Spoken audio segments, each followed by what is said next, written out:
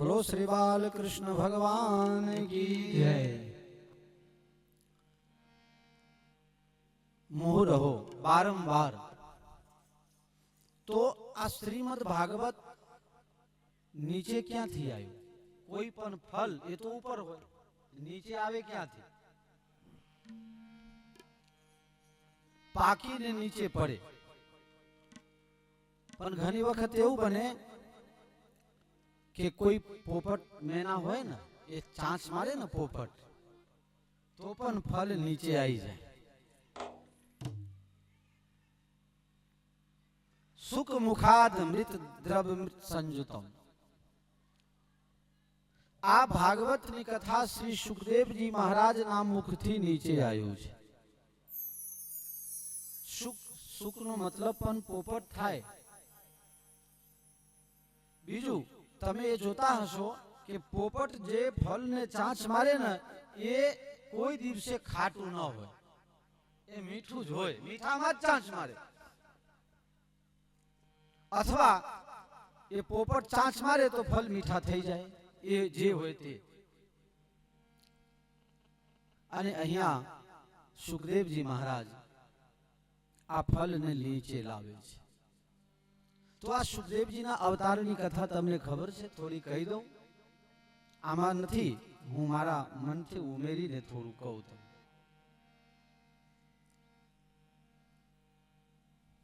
गोलोक में राधा रानी ની ઈચ્છા થઈ કે ભગવાનની કથા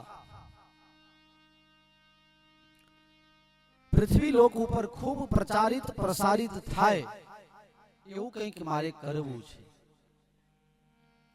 રાધા રાની સુખદેવજીને બોલાવે છે, બેટા ભગવાનના નામની મહિમા તું જઈને પૃથ્વી ઉપર ખૂબ પ્રચાર પ્રસાર કર।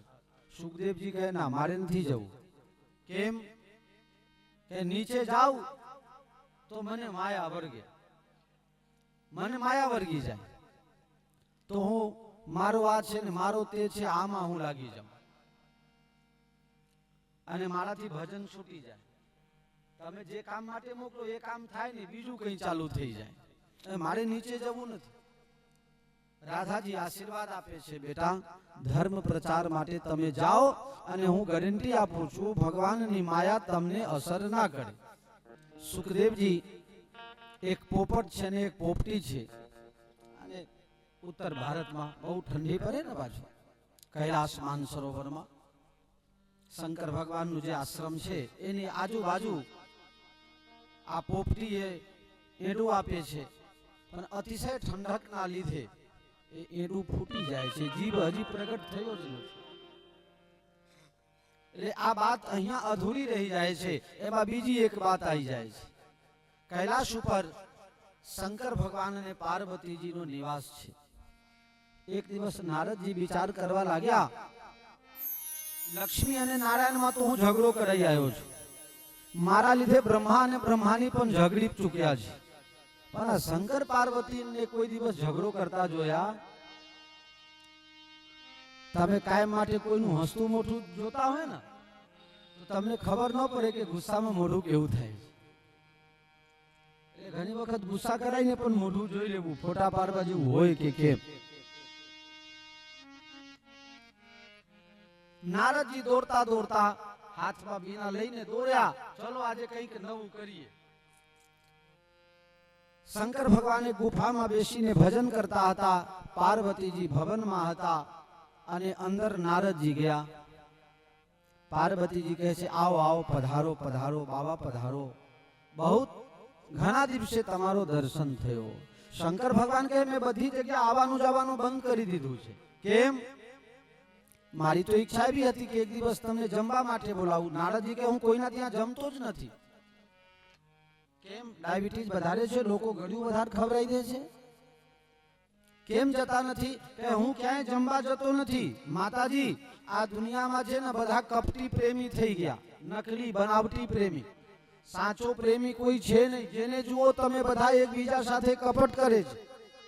પતિ પત્ની સાથે, પત્ની પતિ સાથે, ભાઈ ભાઈ સાથે, કાકા બાપા સાથે, દીકરા બા, આ બધા જ કપટમય વ્યવહાર। જ્યાં જો ત્યાં સાચો પ્રેમ ક્યાંય હોય તો જાવ ને।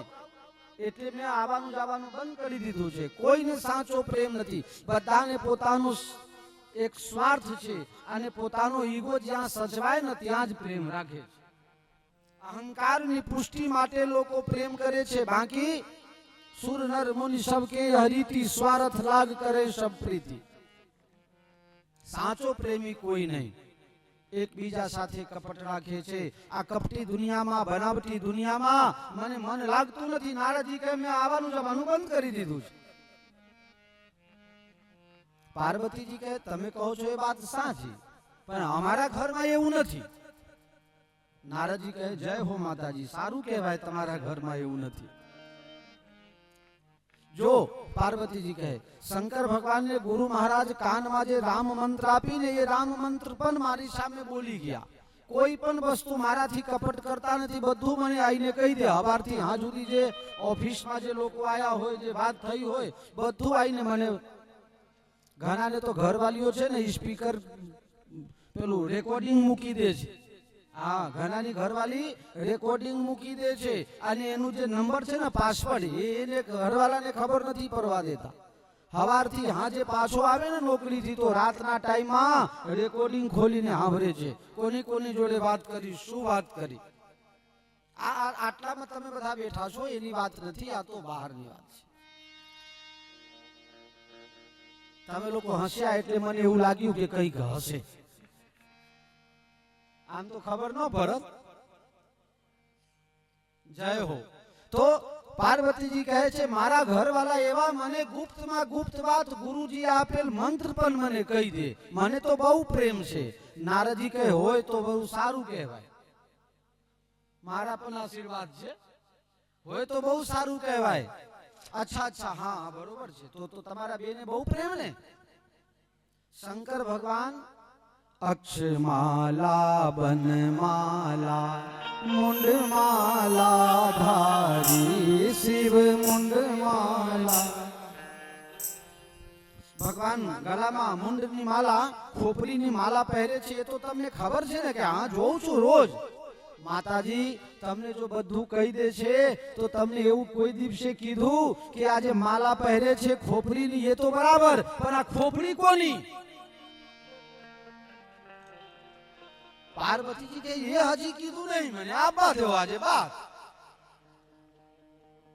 નારદજી કહે છે માતાજી તમે તમારું સંભાળો, હું તો આ નીકળ્યો. શ્રીમન નારાયણ નારાયણ નારાયણ શ્રીમન નારાયણ નારાયણ નારાયણ લક્ષ્મી નારાયણ સૂર્ય નારાયણ લક્ષ્મી નારાયણ સૂર્ય નારાયણ સત્ય નારાયણ નારાયણ નારાયણ સત્ય નારાયણ નારાયણ નારાયણ સત્ય નારાયણ નારાયણ નારાયણ ભગવાનનું નામ લેતા નારાયણ નારાયણ જપતા જપતા નારદજી નીકળ્યા. શંકર ભગવાન ગુફામાં બેઠા હતા, ધ્યાનમાં, સમાધિમાં. સમય થઈ ગયો હશે એટલે ત્યાંથી નીકળ્યા અને દરવાજામાં નારદજી ને શંકરજી બે ભેગા થઈ ગયા. નારદજી હા બાપા તમારા ઘરે જઈને આવ્યો અને તમે જરા જલ્દી જાઓ, માતાજી તમને યાદ કરે છે. શંકર ભગવાન કહે કે યાદ તો કરતા જ હશે ને તમે જઈને આયા એટલે વિશેષ કૃપા કરીને આયા હશો કઈ. શંકર ભગવાન ગયા તો આજે જે મુખ્ય બેડરૂમ છે ને ત્યાં પાર્વતીજી નથી.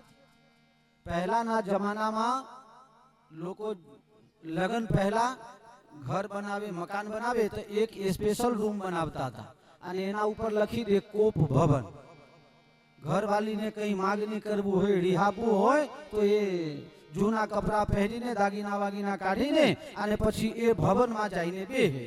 એટલે હાજે પેલો આવે એટલે ખબર લે બોલો તમને શું થયું છે એમ.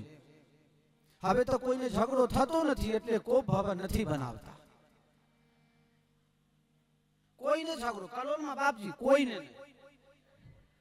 એમાં મને તો નહીં જ. હે એ મને ઝઘડો થાય કોઈ દાડે તને ખબર છે?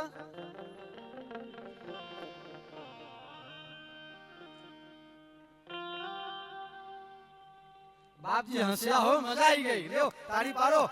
મારા માટે હું જાતે તાળી પાડું છું. લ્યો વાહ વાહ ડંગરી બાપુ વાહ.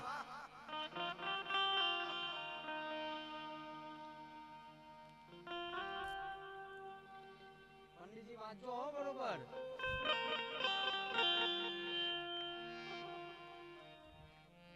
આ તો ખાલી ઝલક છે હો.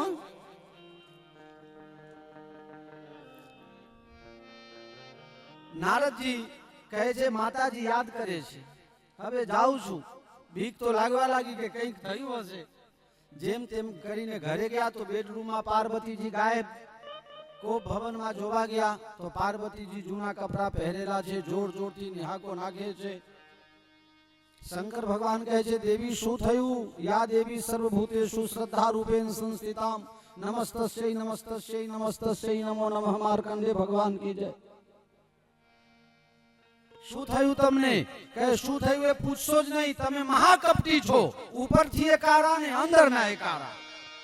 દેવી સાવધાન, ઉપરથી તો ચામડી જેમ ભગવાન બનાવે ને એમ બની જાય, પણ અંદરનો કારો હું નથી. અંદરનો કારો એ ને કહેવાય કે જે મનમાં કંઈક ઓર રાખે ને બહાર દેખાવો કંઈક ઓર કરે. તમારાથી એક પણ વાત હું છુપાવતો નથી, એટલે મને કપટી તમે ન કહી શકો. તો કપટી ન કહું તો શું કહું? તમે જે આ મુંડ માલા પહેરો છો એ કોની મુંડની માલા છે એ મને કહો. શંકર ભગવાનના આંખમાંથી આંસુની ધાર નીકળવા. દેવી તમે કોઈ દિવસે પૂછ્યું નહીં, આને પ્રસંગ વગર મેં પણ તમને કહેવાનું ભૂલી ગયો. હું પણ કહેવાનું રહી ગયો છું. પણ આ મુંડની માલા છે ને એની ઇતિહાસ તમારે જાણવું છે. હા, સંસારની કાર્યની સિદ્ધિ માટે, ગાય માટે, પૃથ્વી માટે, દેવતા માટે, સંતો માટે જ્યારે જ્યારે જરૂરત પડી ત્યારે તમે અનેક રૂપ ધારણ કરી અને મને સહકાર આપ્યો, સાથ આપ્યો. જ્યારે તમે અવતાર લઈને આવો, અવતાર કાર્ય પૂર્ણ થાય, તમે શરીર છોડો, તમારા પ્રત્યે અતિશય પ્રેમના લીધે દેવી તમારી યાદાસ્ત મારાથી ભૂલી ન જવાય, એટલે તમારી ખોપરી તોડીને અને હું ગળામાં લટકાઈને ફરું છું. મારા માટે તમે 26 વખત અવતાર લઈને આવ્યા. એ 26 મુંડની આ માલા છે દેવી, બીજું કઈ નથી, એ તમારા મુંડની માલા છે. પાર્વતીજી ઓર ગુસ્સે થયા કે પહેલા તો મેં તમને કપટી કીધા છે, પણ તમે કપટી નથી, હવે તો તમે મહાકપટી છો. દેવી હવે કેમ? તમે એવી કઈ જડીબુટ્ટી ફાંકી લઈ લીધી છે કે તમે નથી મરતા, દર વખત હું જ મરું છું. એ કઈ જડીબુટ્ટી? શંકર ભગવાન કહે મારી પાસે ભાગવતની અમર કથા છે અને ભાગવત હું પીઉં છું, એના લીધે હું મરતો નથી. તો આ અમર કથા મને પણ સંભળાવો. આ કથાની શરૂઆત ત્યાંથી થઈ. પાર્વતી મારો નિયમ છે, હું કોઈને કથા સંભળાવતો નથી, પણ આજે તમને સંભળાવીશ. પણ મારી કથામાં અમુક નિયમ છે. હું આંખ બંધ કરીને કથા સંભળાવું છું. હવે કોઈ સાંભળે છે કે કેમ એ મને ખબર કેવી રીતે પડે? એટલે વચ્ચે વચ્ચે ઓમ ઓમ હિન્દીમાં કહું ને તો હાજી હાજી, જી હા. આ રાજસ્થાનીઓ બહુ બોલે હાજી હાજી. આ મહાદેવભાઈ હે રાજસ્થાની વાળા, હાજી જી હા હાજી, બહુ મીઠું બોલે હો, પણ ભાવ તો ડબલ ચઢાઈને લે. રાજસ્થાનના લોકો બહુ પ્રેમી, શૂરવીર અને ભક્ત. રાજસ્થાનની રાજધાની જયપુરને અમારા સંતોની ભાષામાં મિની અયોધ્યા કહેવામાં આવે છે. ત્યાં તમે જે ગલીમાં નીકળો એકાદ સંત મળી જાય. બાપજી મારા ઘરે જમવા ચાલો, બાપજી મારા ઘરે પધરામણી કરો. રાજસ્થાન એ પહેલા નંબર, સાધુ સેવામાં રાજસ્થાનનો પહેલો નંબર છે અને ગુજરાતનો બીજો નંબર આવે છે. પહેલા પંજાબનો પહેલો નંબર હતો, પણ 1984 ના દંગા પછી પંજાબમાં સાધુ સંતો મોતના બીકમાં જતા બંધ થઈ ગયા. ત્રીજો નંબર બાપજી કહે ત્રીજો નંબર આપો. ચલો બાપજી આપી દઈએ. તમે રાજી ના?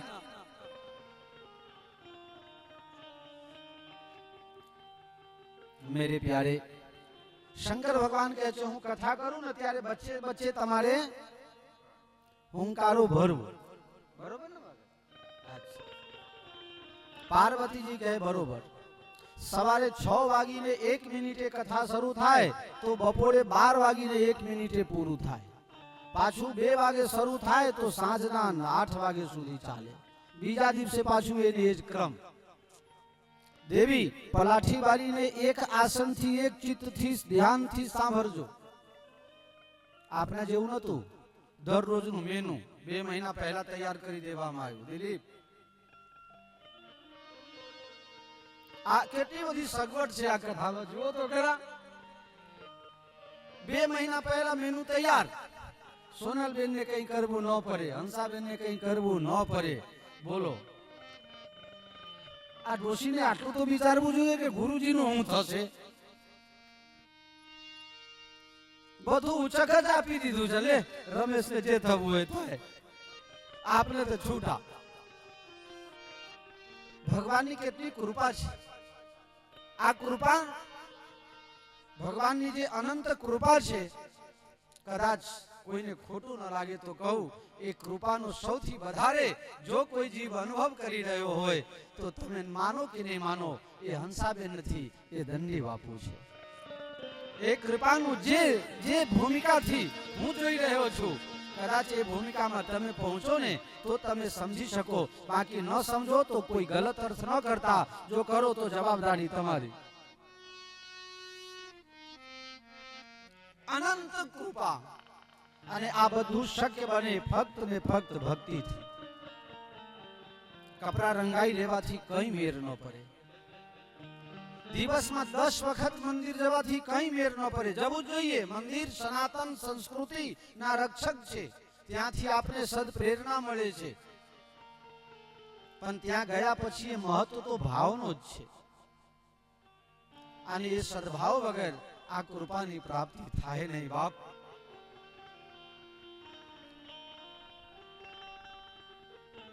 શંકર ભગવાને શ્રીમદ ભાગવતની કથા, અમર કથાની શરૂઆત કરી.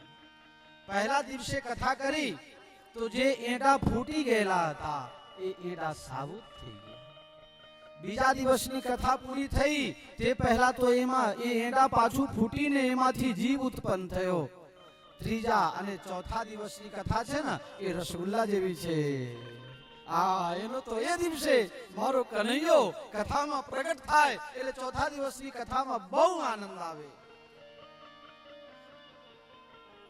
અને પાંચમા દિવસની કથામાં તો કહેવું જ શું, ભગવાન રાસ રમે, ભગવાન ગોવર્ધનનાથ બને, ભગવાન 56 ભોગ જમે. એ કથાનું તો કોણ વર્ણન કરી શકે.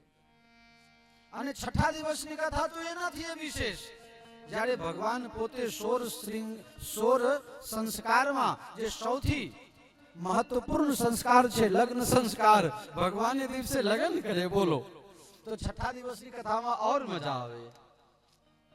અને લગ્ન કરતા પણ જીવનમાં જો મહત્વ છે તો સત્સંગનું મહત્વ છે. અને સાતમા દિવસની કથામાં સંત શિરોમણી એવા સુદામાજીની ચરિત્રની કથા આવે એટલે બહુ મજા આવે. પણ પાંચમા દિવસની જે કથા છે, છઠ્ઠા દિવસની જે કથા છે, એમાં ભગવાનના અને ઉદ્ધવજીના સત્સંગની કથા જ્યારે આવે ત્યારે એ કથા જ્ઞાનપરક કથા છે. અને જ્ઞાનપરક કથા જે હોય ને એમાં જીવને રુચિ ન જાગે, થોડું આરસ લાગી જાય, ઊંઘ આવવા લાગે. આજે 4-5 દિવસથી સરંગ કથા સાંભળતા હતા એટલે પાર્વતીજીને ઊંઘ આવી ગઈ. હવે આ પોપટ આ શુક પક્ષીને એમ થયું કે જો હુંકાર ભરતો બંધ થઈ જવાશે તો કથા અટકી જશે. એટલે પાર્વતીજીના સ્વરમાં એ પોપટ પક્ષી, શુક પક્ષી હુંકાર ભરે છે. કૃષ્ણ ઉદ્ધવનો સંવાદ અને શરૂઆત થાય એ પહેલા પાર્વતીજીને 5 દિવસથી આજે કથા એક આસન પર બેસીને એક ચિત્તે કંઈ ખાધા પીધા વગર સાંભળતા હતા. થોડું શરીર અરસાઈ ગયું ને ઊંઘ આવી ગઈ. હવે પક્ષી ઓમ ઓમ કરે છે. શંકર ભગવાને કથા પૂરી કરી. 7મા દિવસની કથા પૂરી થઈ ગઈ. 3 વખત હરે નમઃ બોલાઈ ગયું. ઉદ્બોધન ગુરુ મહારાજના આશીર્વાદ થઈ ગયા. સન્માન સમારંભે પતી ગયું. પછી કહે છે હરિ ઓમ નમઃ પાર્વતી પતય હર હર મહાદેવ. અને જ્યાં જોરથી જયકાર બોલાયા શંકર ભગવાન, ત્યાં પાર્વતીજી કે પછી શું થયું? કૃષ્ણ ભગવાને શું કીધું ઉદ્ધવને? દેવી, હા કથા પૂરી થઈ ગઈ ને તમે હજી 5મા દિવસમાં છો. મહારાજ માફ કરજો, મને ઊંઘ આવી ગઈ હતી. તો હુંકાર ભરવા વાળો કોણ? હુંકાર ભરવા વાળો કોણ? ત્યાં આજુબાજુમાં જોયું તો જ્યાં શંકર ભગવાન બેઠા હતા એની પાછળની ભાગમાં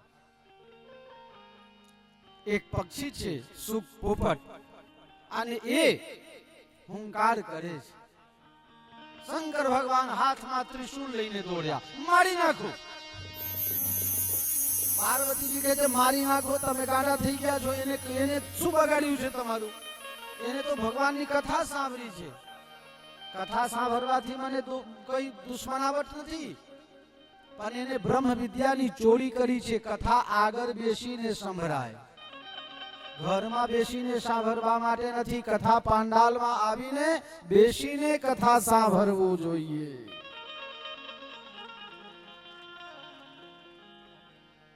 કથા પાછળ બેસીને ન સંભળાય. બ્રહ્મ વિદ્યાનું અપમાન છે. એને બ્રહ્મ વિદ્યાની ચોરી કરી છે. છલ કરીને કપટથી એને કથા સાંભળી છે. મારી નાખું. અને દોડ્યા શંકર ભગવાન ત્રિશૂળ લઈને. હવે પક્ષી ત્યાંથી ઉડી ગયો. હવે શંકર ભગવાન તુમ ત્રિભુવન ગુરુ વેદ વખાના, એમના કોપમાંથી બચી શકે કોણ? પક્ષી ત્યાંથી દોડતા ઉડતા જાય નીચે તરફ ઉડતા આવે. આ બાજુ બદ્રીનારાયણ જે લોકો ગયા ને એને ખબર હશે, વ્યાસ ગુફા, સામ્ય પ્રાસ નામનો આશ્રમ છે. વ્યાસજી એ ગુફામાં રહે છે. એમની ધર્મપત્ની શ્રીમતી બીટકા દેવી આજે સત્સંગ કરતા કરતા કહે છે મહારાજ, તમે તો ભગવાનના અવતાર છો, પણ તમને ખબર નથી પડતી કે આપના ઘરમાં એક બાળક નથી. દેવી, ભગવાનની ઈચ્છા હશે તો થશે, એના માટે ચિંતા કરવાની જરૂર નથી. હોય હે સોજો રામ રચી રાખા, કો કરી તર્ક બઢાવે શાખા. શ્રીમતી બીટકા દેવીની વાતમાં જ્યારે પ્રત્યુત્તર યોગ્ય ન મળ્યો ત્યારે એમને પતિના વાતમાંથી રસ ઉઠી ગયો.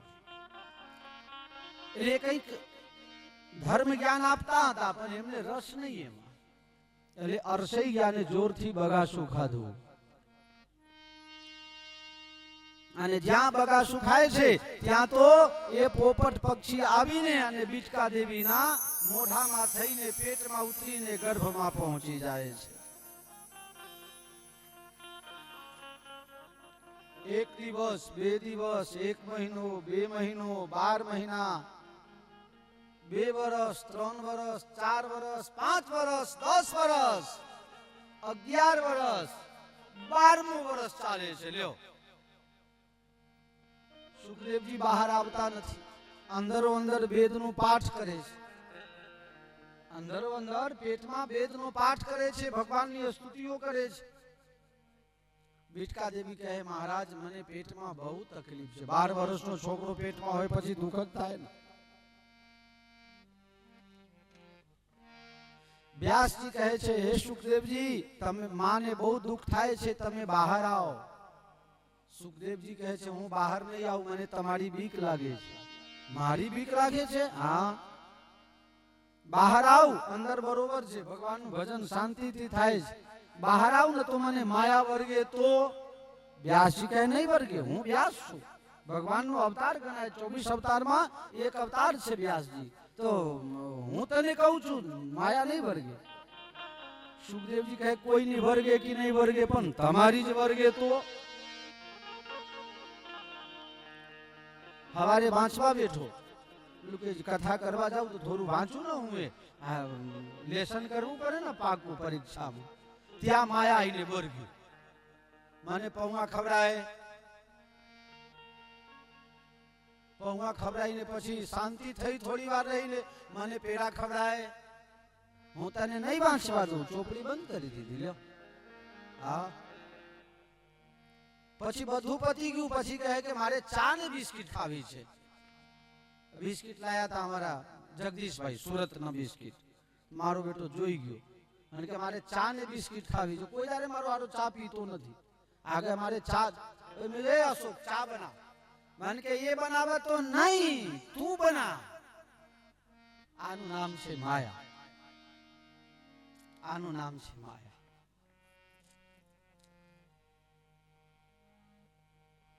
हूँ ना हो तो हमारी गादी ऊपर बेसी जाए वो कहे न कहे आ बापू ने गादी छे के बापू ने नहीं मारी छे मारा माटे बालक छे आनु नाम से माया माया महा ठगीनी हम जाना ये माया ना खेल बधा माया ना खेल नजरे देखाय बधा माया ना खेल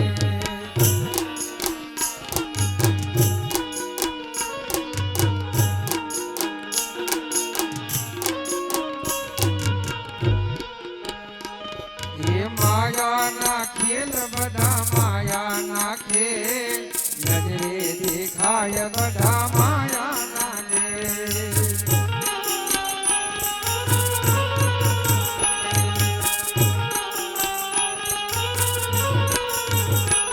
शंकरनी झोपड़ी मां झाड़ू मारे जोगणी ये शंकरनी झोपड़ी मां झाड़ू मारे जोगणी ये कोई पूरा मळे तो एनो पाड़े उकेल नजरे देखाय बधा माया ना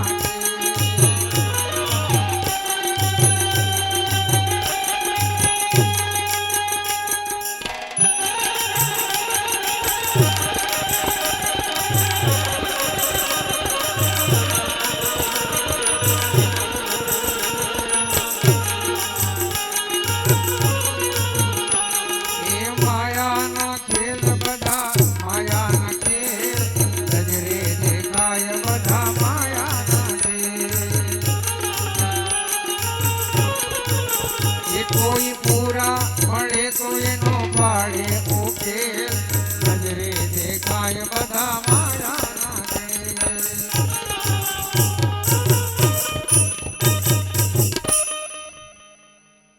बोलो श्री बाल कृष्ण भगवान की जय। ए सुखदेव जी महाराज 12 वर्ष सुधी माताना उदरमा રહ્યા પછી વ્યાસજી કહે દીકરા હવે બહાર આવો મને માયા વર્ગે ગેરંટી આપો કે મને માયા ન વર્ગે તો હું બહાર આવું વ્યાસજી ગેરંટી આપે પણ વ્યાસજીની ગેરંટી ત્યાં ચાલે નહીં ભગવાન વિષ્ણુ પોતે ત્યાં પધારીને ભગવાન નારાયણ કહે છે તું બહાર આય મારી માયા તને નહીં વર્ગે સુખદેવજી માના ગર્ભમાંથી બહાર આવ્યા અને માનું મોઢું જોવાય રહ્યા નહીં કે જોવા દીધા નહીં અને સીધા જ જંગલનો રસ્તો પકડ્યો વ્યાસજી કહે બેટા મોઢું તો બતાઈ દે સુખદેવજી કંઈ બોલતા નથી પણ સુખદેવજી તરફથી વૃક્ષો જવાબ આપે છે વ્યાસજી આ જીવ કોણ કોના બાપ ને કોણ કોના દીકરા અનેક વખત દીકરા બાપ થયા ને બાપ દીકરા થયા व्यासजी ने खबर पड़ी गई कि हाँ मारा बस में आवशे नहीं सुखदेव जी महाराज जंगल में जता रह्या छे कहावत छे ने कि बाप जेवा बेटा ने वर जेवा टेटा જ્યારે વ્યાસજી નો જન્મ થયો ત્યારે શું થયું હતું એ પણ જન્મની સાથે હિમાલયમાં જતા રહ્યા માતાજી ને બહુ પ્રાર્થના કરે માતાજી ને કહે છે જ્યારે તમે યાદ કરશો ત્યારે હું તમારી સેવામાં હાજર થઈ જઈશ તો પછી લક્ષણ થોડા દીકરામાં આવે ને એમ.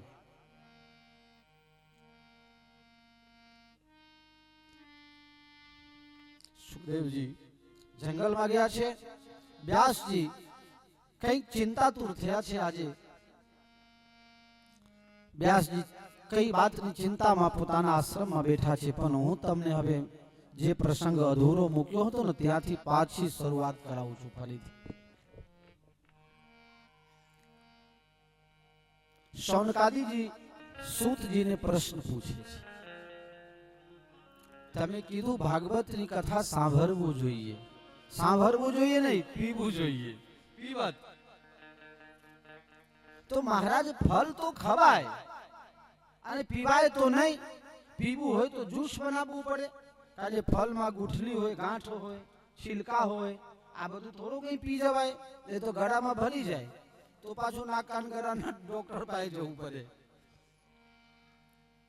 પણ આ એક એવો ફળ છે જેમાં ગુઠલી નથી, જેમાં છિલકા નથી.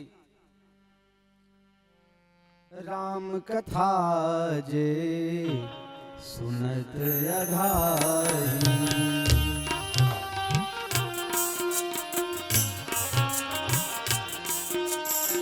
રસ વિશેષ નાતિન નાહી, રસ विशेष नातिन नाही, राम कथा जे सुनत अगाई.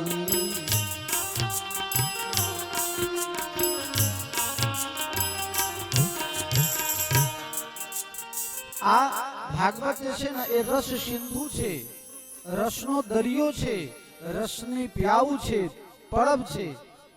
આમાં કોઈ ગુઠલી નથી, અથવા અર્થાત ભાગવતમાંથી કઈ છોરવા જેવું નથી, બધું પીવા જેવું છે. ઘણા લોકો પીતા હોય છે હો, એ લોકોને એમ કે હા અમે પીએ છીએ. નહીં, ઘણા લોકો પીવા વાળા હોય. સાંજના ટાઈમમાં તો પાછું જો ચોક્કસ, હા સાંજના ટાઈમમાં ઘણા લોકો કહે બાપજી મને ઊંઘ નથી આવતી ને એટલે પીવું છું. તેને તો કાયમ માટેની ઊંઘ આવી જાય ને, ભગવાનને પ્રાર્થના કરું કાયમ માટે એવાની ઊંઘ આવી જાય ને એમાં શાંતિ. અરે યારો, जाम पर जाम पीने से क्या फायदा, शाम पियो सुबह को उतर जाएगा. एक प्याला पी लो हरि नाम का तो सारी जिंदगानी सुधर जाएगा.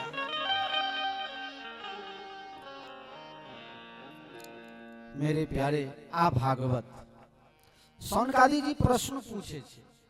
सूतजी તમે હવે મને કથાની વિધિ સંભળાવી દીધી. હવે મારા મનમાં જે પ્રશ્ન છે 6 પ્રશ્ન. રામાયણમાં પાર્વતીજી શંકરજીને 9 પ્રશ્ન પૂછે અને આમાં શૌનકાદી ઋષિઓ 6 પ્રશ્ન પૂછે છે. આ 6 પ્રશ્નની આપણે 6 દિવસ સુધી કથા કરશું. હવે પહેલા દિવસ મહાત્મા, હવે 6 પ્રશ્ન 6 દિવસ સુધી ચાલશે. જો કે તમને 6થા દિવસે તમામ ઉત્તર મળી જશે. 7મા દિવસ તો ખાલી મોજમાં, 6થા દિવસે જ પૂરી થઈ જાય. પણ આ 6 પ્રશ્ન છે એ પ્રશ્ન શૌનકાદીઓના નથી, એ મારા છે, તમારા છે, આપના બધાના છે. એમાં પહેલો પ્રશ્ન છે કે પરમ ધર્મ શું છે? ધર્મ નહીં, પરમ ધર્મ. આનું નહીં, પરમાનું.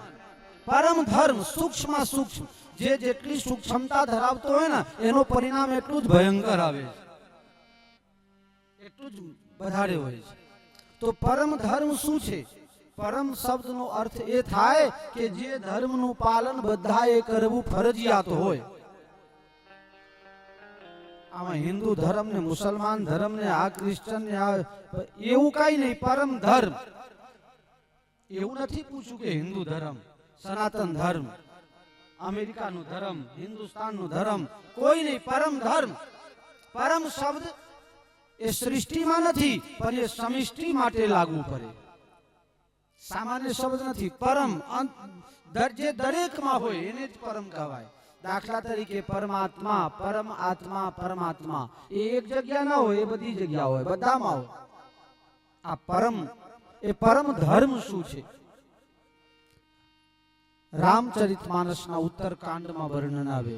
પરમ ધર્મ શ્રુતિ વિદિત અહિંસા.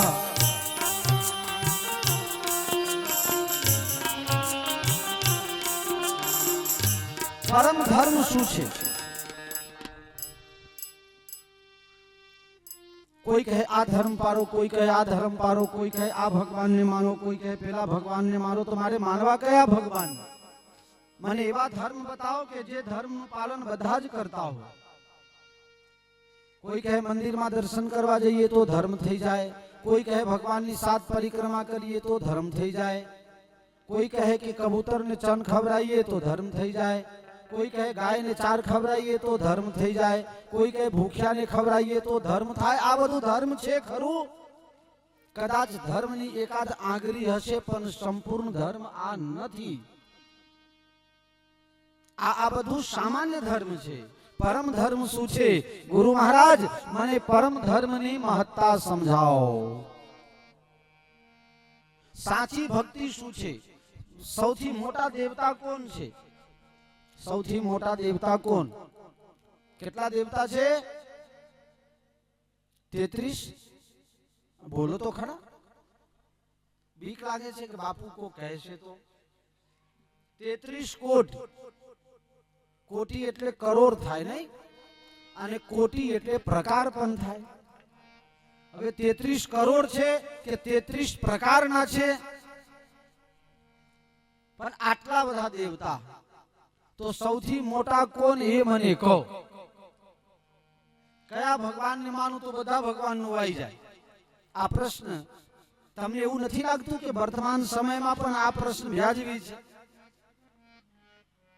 મારી પાસે એક બુદ્ધિશાળી માણસ આવ્યો, મને કે બાપુ મારી ઈચ્છા એવી છે કે કલોલમાં ને કલોલની આજુબાજુમાં જેટલા મંદિરો છે બધા મંદિરો, કેટલી બધી જગ્યાઓ રોકી રાખ્યા છે લોકો, બધા મંદિરોને તોડીને અને એક સત્ય સનાતન મંદિર એવું બનાવું કે જ્યાં બધા દર્શન કરવા આવે તો આ બધી જગ્યાઓ કામમાં આવે. આ બુદ્ધિજીવીને શું જવાબ આપવો એ હજી હું વિચારું છું. પણ દરેકનું તર્ક છે, એટલે કંઈક ના કંઈક ખૂટે છે, એટલે આ પ્રશ્ન ઉદ્ભવે છે. આ વર્તમાન સમયમાં પણ એકદમ વ્યાજબી છે. સૌથી મોટો પ્રશ્ન, આ બીજા નંબરનો પ્રશ્ન, કે મંદિરમાં જાવ તો શંકર ભગવાન મોટા, બીજા કહે કે કૃષ્ણ ભગવાન મોટા, કોઈ કહે માતાજી મોટા, કોઈ કહે આ માતાજી મોટા. કયા મોટા?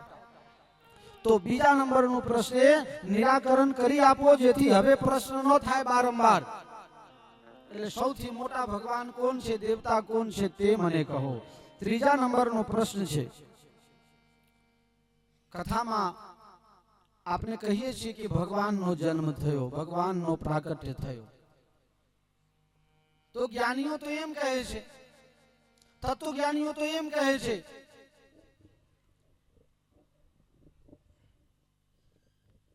કે ભગવાન અજન્મા છે.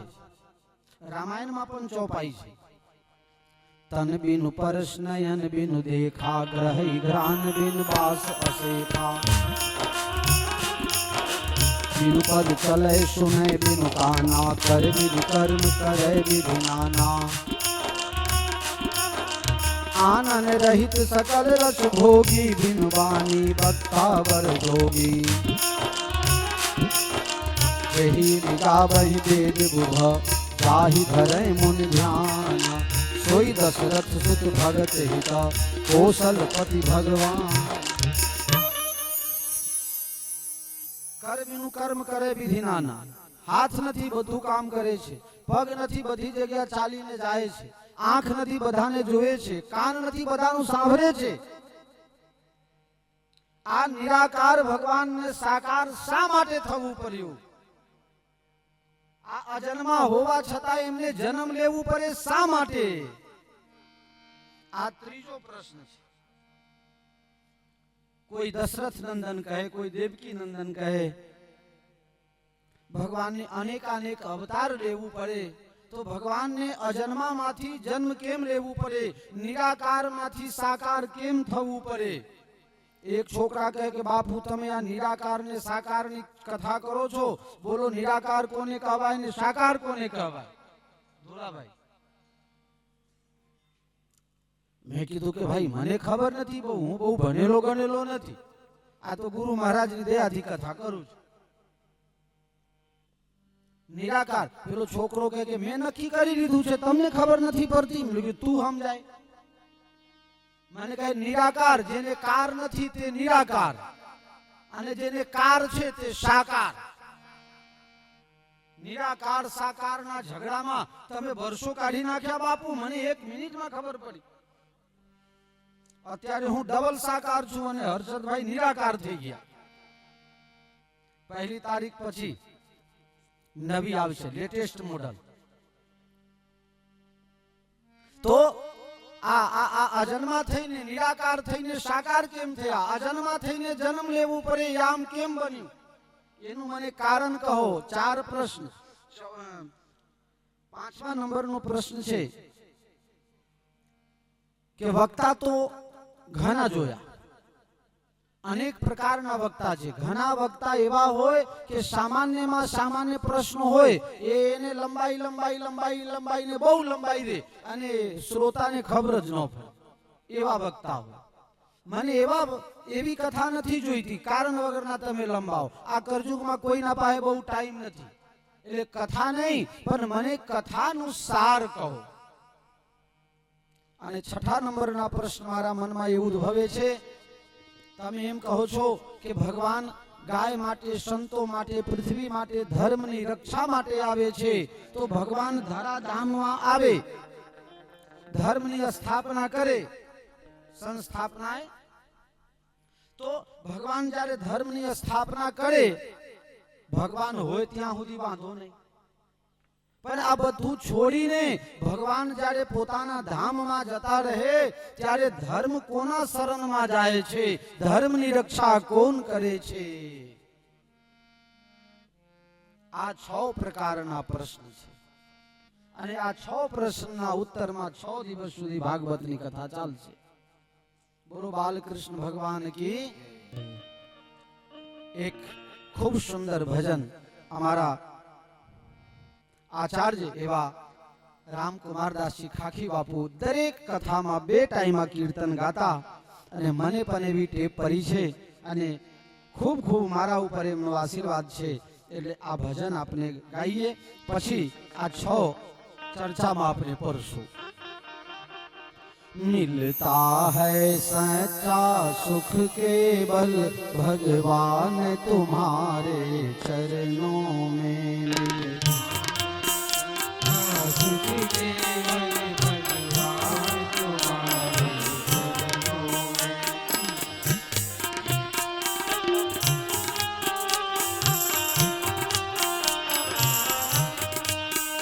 भगवान तुम्हारे चरणों में, सिया राम तुम्हारे चरणों में.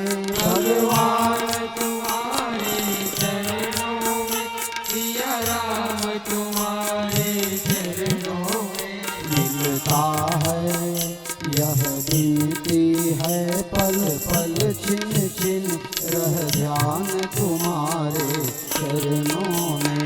मिलता है कैसा सुख केवल भगवान तुम्हारे चरणों में.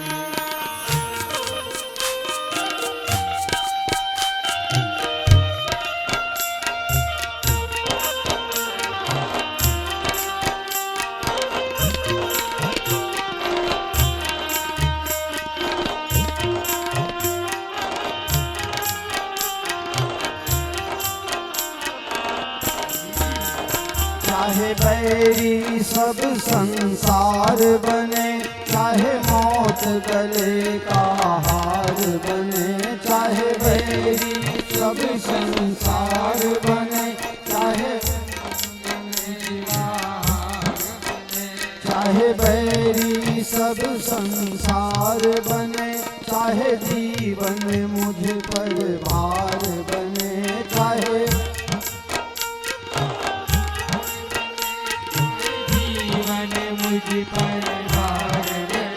चाहे मौत गले का हार बने रहे, ध्यान तुम्हारे चरणों में. मिलता है सच्चा सुख के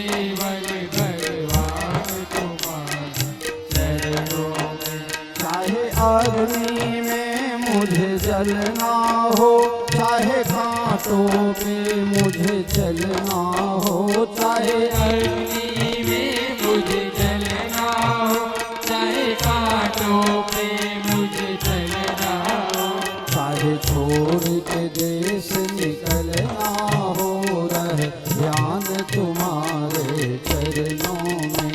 मिलता है सच्चा सुख केवल भगवान तुम्हारे चरणों में।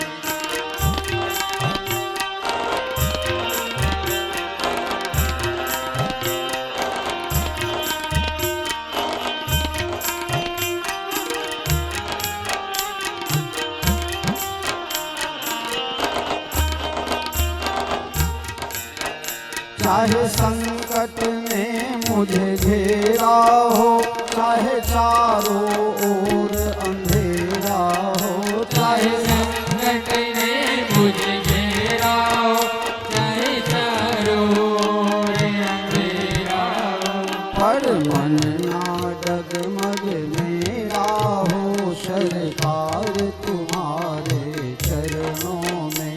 मिलता है सच्चा सुख केवल भगवान तुम्हारे चरणों में।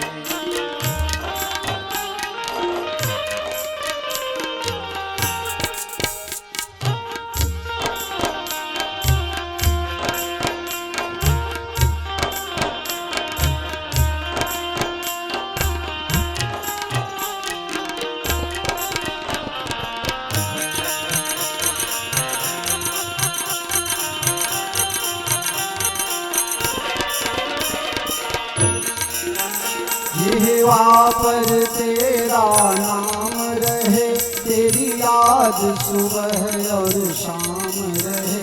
जीवा पर तेरा नाम रहे, तेरी याद सुबह और शाम रहे। जिह्वा पर तेरा नाम रहे, तेरी याद सुबह और शाम रहे। जीवा पर तेरा नाम रहे, तेरी याद सुबह और शाम रहे। तेरी याद में अष्टयाम रहे, भगवान तुम्हारे चरणों में। मिलता है सच्चा सुख केवल भगवान तुम्हारे चरणों में। यह विनती है पल पल छिन छिन रह ध्यान तुम्हारे चरणों में। मिलता है सच्चा सुख केवल भगवान तुम्हारे चरणों में। सिया राम तुम्हारे चरणों में, भगवान तुम्हारे चरणों में। बोलो श्री बाल कृष्ण भगवान की जय। परम धर्म એટલે કે ભાગવત ધર્મ, જે ધર્મ પરમાત્મા સાથે પ્રેમ જોડી દે તે સૌથી મોટામાં મોટો ધર્મ. જે સાધન દ્વારા હૃદયમાં પરમાત્માની છબી સ્થાપિત થઈ જાય તે મોટામાં મોટો ધર્મ. જે ધર્મ દ્વારા હૃદયમાં બેઠેલા છલ કપટ અનેક પ્રકારના જંજાર દૂર થઈ જાય અને મારું તન મન ધન પરમાત્મામય બની જાય એ મોટામાં મોટો ધર્મ. અને એ ધર્મ એટલે શ્રીમદ ભાગવતની કથા સાંભળવાનો ધર્મ, શ્રીમદ ભાગવત ધર્મ. મોટામાં મોટો ધર્મ ભાગવત ધર્મ. તમે ભાગવત બનો. ભાગવત એટલે ગઈકાલે મેં તમને કીધું હતું, ભાગવત જે ભગવાનના થઈ ગયા અને એ ભગવાનના થવા માટે જે સૌથી સક્ષમ સાધન કોઈ હોય તો તે શ્રીમદ ભાગવત છે. એટલે ભાગવત ધર્મથી મોટો કોઈ ધર્મ નથી. ઘણા લોકો કહે ભાગવત સાંભળીએ તો સુધારો થાય. એક પિક્ચર જોયા પછી તમારામાં બગાડ આવી જાય છે તો ભાગવત સાંભળ્યા પછી સુધાર આવે ને આવે. તો વારંવાર શું કામ સાંભળવું? એક વખત સાંભળીને સુધારો ન કરી લેવાય? ઘરમાં શું કામ દરરોજ સાંભળણી ફેરવો છો? એક જ દિવસ, મહિને 2 મહિને રોજ કચરો આવે, કચરાને આમંત્રણ ન આપવું પડે તોય આવી જાય. હોના ચાંદીના દાગીના હોય એ ન બધે બીજા દાડે હવારમાં તમારા તિજોરીમાં. એ તો 6 મહિના પછી હોની પાસે જાઓ તો તમે કહે છે બેન આટલો ઘસારો થઈ ગયો, મારો બેટો તું જ આપ્યો તો ને ઘસારો એ તારે જ કાપવાના, એટલે પછી વધારાનું જ કાપે ને, આપ્યું હોય એ વખતે થોડું ઘણું તો ઘસારો લાગી ગયો એનો, એ ન બધે. આ પરમ ધર્મ છે ભાગવત ધર્મ.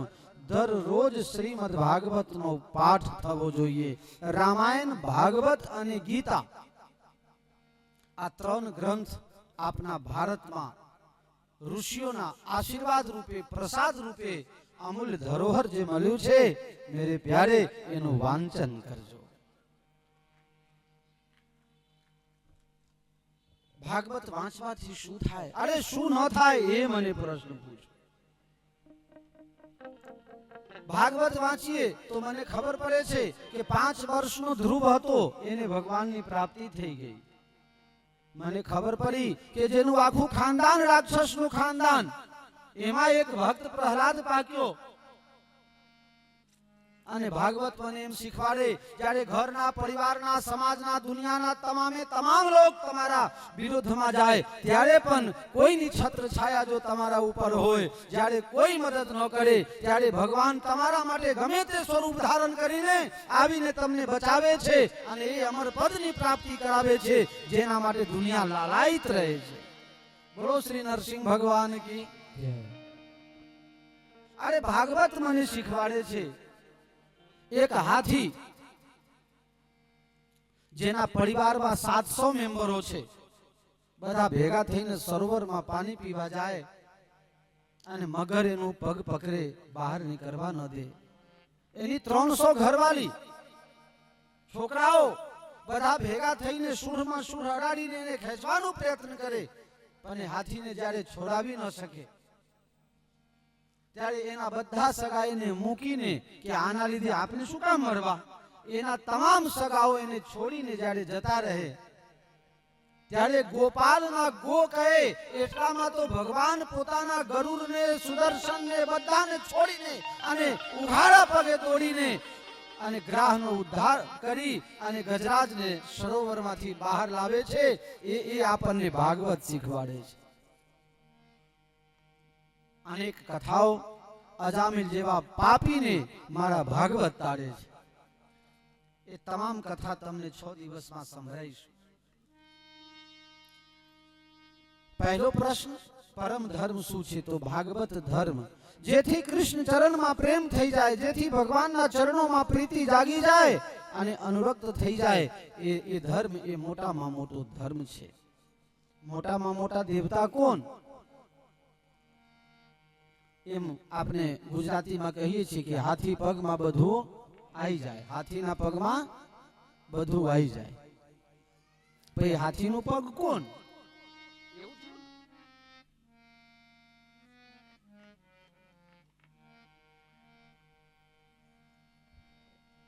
આ કથા એ શૌનક અને સૂતજીની કથા નથી, એ મારી અને તમારી કથા છે.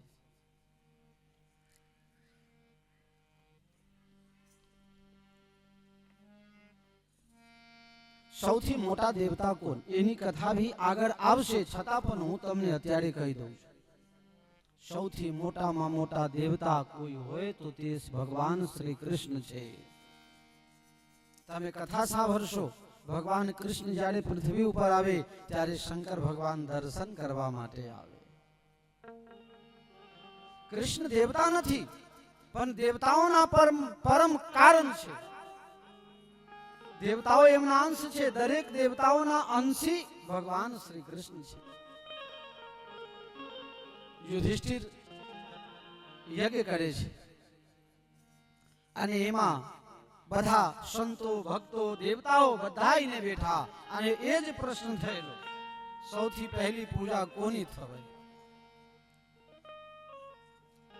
અને ત્યાં એ સાબિત થઈ ગયું કે સૌથી પહેલી પૂજા ભગવાન શ્રી કૃષ્ણની થાય છે. એટલે સાબિત થાય કે સૌથી પહેલી પૂજા અને સર્વપ્રથમ અને સર્વશ્રેષ્ઠ દેવતા કોઈ છે તો તે ભગવાન શ્રી કૃષ્ણ છે. સમય પ્રમાણે, સમયની મર્યાદા પ્રમાણે દરેકનું નિર્વહન એકમાત્ર પરમાત્મા કરી શકે છે. પરમાત્મા શ્રી કૃષ્ણના તમે જાણો છો હિન્દુ તો ઠીક, મુસલમાન પણ ભગવાનના ભક્ત થયા. રશખાન, રહીમ ખાન ખાના, આ બધા ભગવાન એક દેશીય નથી હોતા, ભગવાન સર્વદેશીય છે. સમષ્ટિ માત્રના હૃદયમાં જે પરમાત્મા રહે છે એ પરમાત્મા એ ભગવાન શ્રી કૃષ્ણ છે. શ્રી કૃષ્ણના ચરણોમાં પ્રીતિ કરો, એ જ સર્વ, એમાં તમામે તમામ આવી જાય, બધા આવી જાય. એનાથી એક વિશેષ મારા તરફથી મારે કહેવું હોય તો કહી શકાય કે તમે જે ભગવાનને માનતા હો, તમે જે ભગવાનને માનો છો એ ભગવાન સર્વશ્રેષ્ઠ છે. તમે જે ભગવાનને માનો છો એ સર્વશ્રેષ્ઠ છે. કારણ કે તમે જેને ભગવાન કહો છો તો ભગવાન તો સર્વંતર્યામી છે, સર્વમાં છે. તો તમારા ભગવાન બધામાં છે. વેદ વ્યાસજીએ 18 પુરાણ, 18 ઉપપુરાણ, 6 શાસ્ત્ર, વેદના 4 ભાગ કર્યા, અનેક ગ્રંથોની રચના કરી, મહાભારતની રચના કરી. પણ તમે જો શિવ પુરાણ વાંચશો તો તમને એમ લાગશે શિવ મોટા, ગણેશ પુરાણ વાંચશો તો લાગશે ગણેશ મોટા. લખવા વાળો એક જ. તમે જેને માનો છો એમાં તમે દૃઢતા રાખો. એક રામના ભગત હતા અને એક અલ્લાહના ભગત હતા. બંને એમ કહે, પેલો કહે કે અમારા રામજી મોટા, પેલો કહે ના ના અમારા અલ્લાહ મોટા. પેલો કહે તારા રામજી કૃષ્ણજી કેટલા 33 કોટી દેવતા, મારા તો એક ને એક અલ્લાહ. રામજી બલાએ કીધું કે ભાઈ અમારે તો 33 કોટી દેવતા. કે તો પેલો અલ્લાહ વાળો કહે તો નક્કી જ નહીં ને, તારે 33 કોટીમાં આવે કોણ? ત્યારે એ રામબલાએ જવાબ આપ્યો કે આ 33 કોટી છે, અમારા ભારતની જનસંખ્યા કેટલી? ભારતની જનસંખ્યા કેટલી? 1 અબજ 25 કરોડ ઉપર, 30 કરોડ ઉપર થઈ ગયા હશે. હવે 33 કોટી દેવતા માની લો, 33 કરોડ દેવતા હોય તો એક દેવતાને હાચવાનું કેટલા જણાને? 3-4 જ આવે ને ભાગમાં, 5 આવે બહુમાં બહુ. હર્ષદભાઈ કેલ્ક્યુલેશન કરજો. અમારા ભગવાન કેટલા સધર છે? એક ભગવાનને સાચવવાનું 4 જ ભગતને હાચવે એટલે 33 કોટીના ભાગમાં આવે કેટલા? એકના ભાગમાં 5. એટલે અમારા હિન્દુ કોઈ દુખી થાય જ નહીં. પણ એક ભગવાનને ગમે તેને માનો. પેલો કહે કે અમારો તો અલ્લાહ મોટો, એ પહોંચી જ ન પડે ને. કેટલા મુસલમાન દેશ પહોંચી જ ન પડે એટલે કોઈ આતંકવાદીનો ચેલો થઈ જાય, કોઈ ત્રાસવાદી થઈ જાય, કોઈ કુવામાં પડે, કોઈ શું કરે. ના, આ બધા નાલાયકો પાકે. એટલે પણ બંનેમાં મિત્રતા હશે એટલે હરીફાઈ કરી કે તારો ભગવાન મોટો કે મારો ભગવાન મોટો. કે એક કામ કરો, રામજી બલાએ કીધું આપણે 2 જણા જઈએ ઝાડ ઉપર અને ત્યાંથી કૂદકો મારી, જેનો ભગવાન બચાવે એ ખરો. પેલો અલ્લાહ વાળો કહે રામબલાને કે પહેલા તમે કૂદકો મારો. રામબલા કહે કે આ કૂદકો માર્યો. બોલો શ્રી હનુમાનજી મહારાજ કી જય. શ્રી રામ. કૂદકો માર્યો, કોઈ નહીં થયું. એકદમ કપડા ખંખેરીને ઉભો થઈ ગયો. અમે હમણાં સિંગાપુર ફરવા ગયા હતા, તે કડા રામજી મંદિરના મહંત એ આયેલા. હારું, મારું તો ઓવરવેટ હતું એટલે મને બેહાડ્યા નહીં, પેલા તારમાં લટકવાનું હતું. ઠેઠ 7મા માળે જઈને પાછો આ ધક્કો માર્યો કે તમારો ઓવરવેટ છે, ન ચાલે 92 કિલો વાળો. 70 કિલો સુધીનો જ લટક. હું ગયો તો લટકવા માટે, આમ તાર પકડીને લટકવાનું ને જાય દૂર સુધી. પછી મહારાજ આયા એટલે મેં પૂછ્યું કે મહારાજ કેવું લાગ્યું? કે મને તો કઈ ખબર નહીં, હું તો જય શ્રી રામ કરીને લટકી જ ગયો. એકે રાઈટ બાકી નથી મળ્યા મારા બેટા. ધોતી વાળાને નહીં જવા દે તો કનૈયાલાલ પંડ્યાના લહેંગા લઈ લીધા, ફળ્યા ખડા. આવશે હો, અહીંયા હંસાબેને આમંત્રણ આપ્યું છે, એ મહારાજ બી અહીંયા પધારવાના છે. મેરે પ્યારે, હવે અલ્લાહ વાળાનો બારો આવ્યો. અલ્લાહુ અકબર કરીને પેલો કૂદ્યો, બચ્ચે આવ્યો એટલે એનો વિશ્વાસ ડગમગી ગયો. આ બચાવે કે નહીં બચાવે? પેલાને તો રામને યાદ કરે તો કશું થયું નહીં. હવે અલ્લાહ આવે કે નહીં આવે? જય શ્રી રામ. અડધામાં પહેલા અલ્લાહ કર્યો ને પછી જય શ્રી રામ કર્યો, નીચે પડ્યો, હાથ પગના ભૂકા નીકળી ગયા.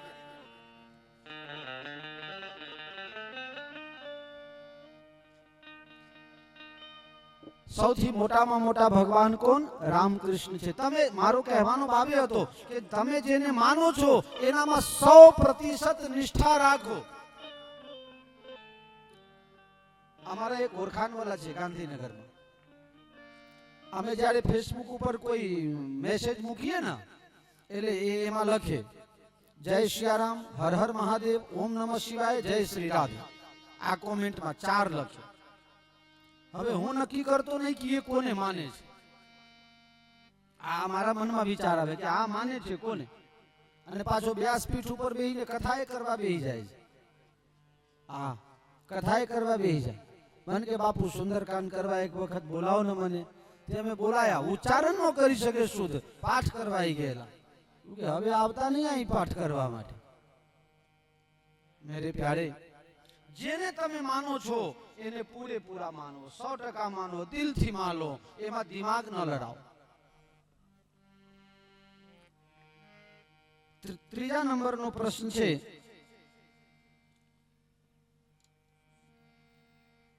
ભગવાન અજન્મા છે તો જન્મ શા માટે લે છે? અવતાર શા માટે લે છે? કોઈ કહે છે આ અવતાર મોટા, કોઈ કહે છે આ અવતાર મોટા. ભગવાનના અવતાર કેટલા થયા?